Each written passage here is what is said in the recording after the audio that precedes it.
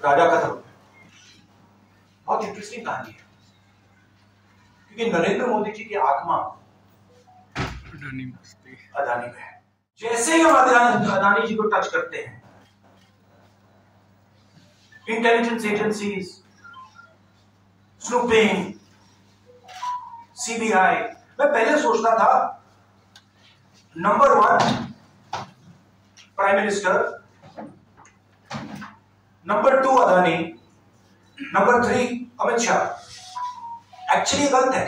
Number 1 Adani, number 2 prime minister, number 3 Amit Shah. अब हिंदुस्तान की politics हमें समझ आ गई। एक पुरानी कहानी है। पहले टाइम, बहुत सालों पहले हिंदुस्तान में एक राजा हुआ करता था। उसके खिलाफ सारे लोग खड़े हो गए थे। जनता इसके खिलाफ है, कुछ होता ही नहीं। जितना हम इस पे आक्रमण करते हैं, ऐसा लगता है कि हम गलत जगह मतलब तीर मार रहे हैं। तो ऋषि ने कहा, वो काफी मतलब नॉलेजेबल था, तो उसने कहा देखिए अच्छी बात क्या है, ये जो राजा है इसकी आत्मा इसके अंदर नहीं, इसकी आत्मा वहां पे पीछे एक छोटा सा घर है, वहां पे एक पिंजड़े में एक तोता बैठा है। इसकी जो आत्मा है ना, वो उस तोते के अंदर है। उस तोते को जाके आप पकड़ लीजिए, राजा खत्म। बहुत इंटरेस्टिंग कहानी है, क्योंकि नरेंद्र मोदी जी की आत्मा अदानी में है। तोता कहीं बैठा है, राजा कहीं बैठा है, और बहुत समय के लिए सारी की सारी ऑपोजिशन राजे पे तय कर रही थी। मगर असलियत यह है कि राजा राजा ही नहीं है, पावर किसी और के हाथ में है, अदानी जी के हाथ में है। जैसे ही हम अदानी जी को टच करते हैं, इंटेलिजेंस एजेंसीज, स्नूपिंग, सीबीआई। मैं पहले सोचता था number 1 prime minister, number 2 Adani, number 3 Amit Shah. Actually गलत है। Number 1 Adani, number 2 prime minister, number 3 Amit Shah. अब हिंदुस्तान की पॉलिटिक्स हमें समझ आ गई, और अदानी जी बच के नहीं निकल सकते। तोते को हमने ऐसा पकड़ा है कि वो बच के नहीं निकल सकता, और इसीलिए सारा का सारा हो रहा है डिस्ट्रैक्शन पॉलिटिक्स। कि देश की निगाह, ऑपोजिशन की निगाह पिंजरे में बैठा हुआ तोते की ओर ना चले जाए। तो हमें काफी क्लैरिटी है। आप देखिए, पूरे ऑपोजिशन के खिलाफ यहां पे एप्पल का नोटिस आता है। मैंने इसको थोड़ा आपके लिए बड़ा करके दिखाया है।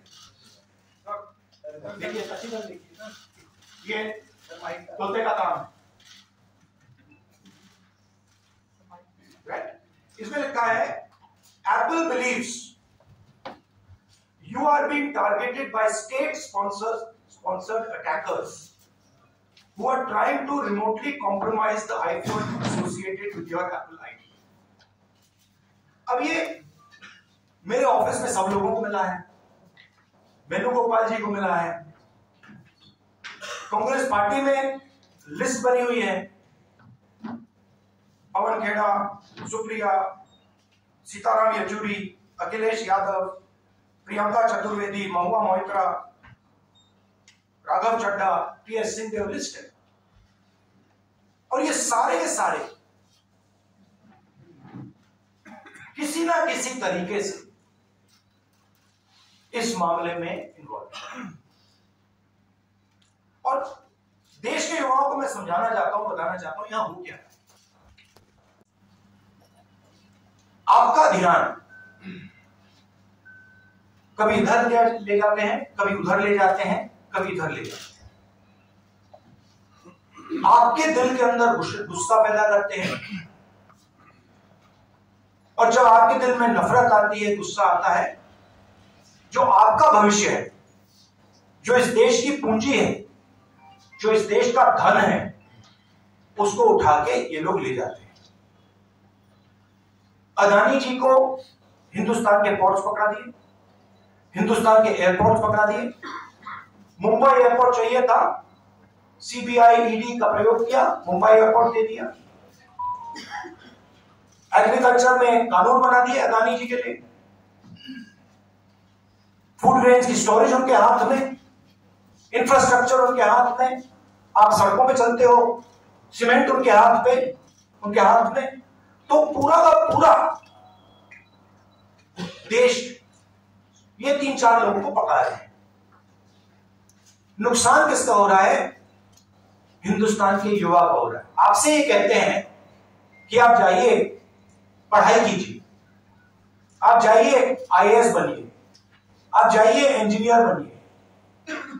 आप में से 1% इंजीनियर बनेगा, 1% डॉक्टर बनेगा, 0.0000001% आईएएस बनेगा। तो ये आपको झूठे भविष्य की वायदा करते हैं, और जो आपका धन है आपके आंखों के सामने आपसे छीन के ले जा रहे हैं। ये हिंदुस्तान की आज सच्चाई है। कम लोग हैं जो इसके खिलाफ लड़ रहे हैं, मगर हम डरने वाले नहीं हैं, हम लड़ने वाले लोग हैं। हम पीछे नहीं हटेंगे। जितनी टैपिंग करनी है कर लो, कोई फर्क नहीं पड़ता, मुझे तो कोई फर्क नहीं पड़ता। अगर आपको मेरा फोन चाहिए मैं दे देता हूं, आपको उठा के ले लो। अब आपके कोई सवाल हो तो पूछिए। आपके फोन पर भी का जो भविष्य है, उसके लिए सबसे जरूरी चीज न्याय है। अगर इस देश में, इस देश की जनता को, इस देश के युवाओं को न्याय ना मिले तो ये देश आगे नहीं बढ़ सकता। और मैंने बहुत बार बोला है, और मैं बोलता रहूंगा, और हम ये काम करके दिखा देंगे कि कास्ट सेंसस के बिना इस देश के युवाओं को न्याय नहीं मिल सकता। और ये पूरा का पूरा डिस्ट्रैक्शन जो हो रहा है, जब अदानी जी पैसा चोरी करते हैं, किससे चोरी करते हैं? देश की आम युवा से चोरी करते हैं, पिछड़ों से चोरी करते हैं, दलितों से चोरी करते हैं, आदिवासियों से चोरी करते हैं। जब अदानी जी कोयले में, ऑस्ट्रेलिया में जब नाव चलती है, यहां आती है, जब वो ओवर इन्वॉइसिंग करते हैं, तो अदानी जी किसकी जेब से चोरी कर रहे हैं? जो आप बिजली खरीदते हो उसमें अदानी टैक्स है, ट्रेन में आप जाते हो उसमें अदानी टैक्स है, फ्रेट घूमता है उसमें अदानी टैक्स है। टैक्स किससे, कहां से आ रहा है? पिछड़ों की जेब से, दलितों की जेब से, आदिवासियों की जेब से, गरीब लोगों की जेब से, छोटे व्यापारियों की जेब से, और पूरा का पूरा ट्रांसफर इनकी जेब में हो रहा है।